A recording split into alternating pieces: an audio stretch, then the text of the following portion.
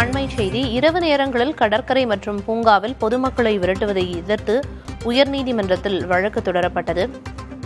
கூடுதல் விவரங்களை வழங்குவதற்காக செய்தியாளர் சுப்பையா இணைப்பில் இருக்கிறார். சுப்பையா, விவரம் என்ன?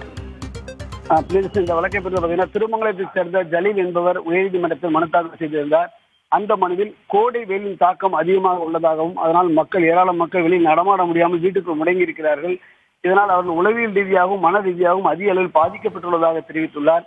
அதே நேரத்தில் மாநகராட்சி சார்பில் சென்னையில் பல்வேறு சிக்னல்களில் பசுமை நிழற்பொடி அமைத்துள்ளதாகவும் அதுபோன்று பல்வேறு நடவடிக்கைகள் எடுக்கப்பட்டு வருகிறது. ஆனால் பொதுமக்கள் மாலை நேரங்களில் பூங்கா மற்றும் கடற்கரை ஆகியவற்றில் பொதுமக்கள் சென்று வருகின்றனர். இரவு 9 மணிக்கு மேல் அங்கு இருக்கக்கூடாது என பொதுமக்களை காவல்துறையினர் அப்புறப்படுத்துவதாகவும், எனவே அவர்களுக்கு கூடுதலாக அதிக நேரம் பூங்காக்களிலும் கடற்கரையிலும் தங்கியிருக்க அனுமதிக்க வேண்டும் என்ற ஒரு கோரிக்கையை முன்வைத்து மனு தாக்கல் செய்திருந்தார். இந்த மனு உயர்நீதிமன்ற நீதிபதி GR சுவாமிநாதன், PP பாலாஜி ஆகிய முன்பு விசாரணைக்கு வந்தது. அப்போது இது குறித்து ஒரு வார காலத்துக்குள் பதிலளிக்குமாறு மாநகர காவல்துறைக்கு உத்தரவிட்டு இந்த வழக்கு விசாரணையை தள்ளி வைத்துள்ளனர். விவரங்களை வழங்கியதற்கு நன்றி சுப்பையா.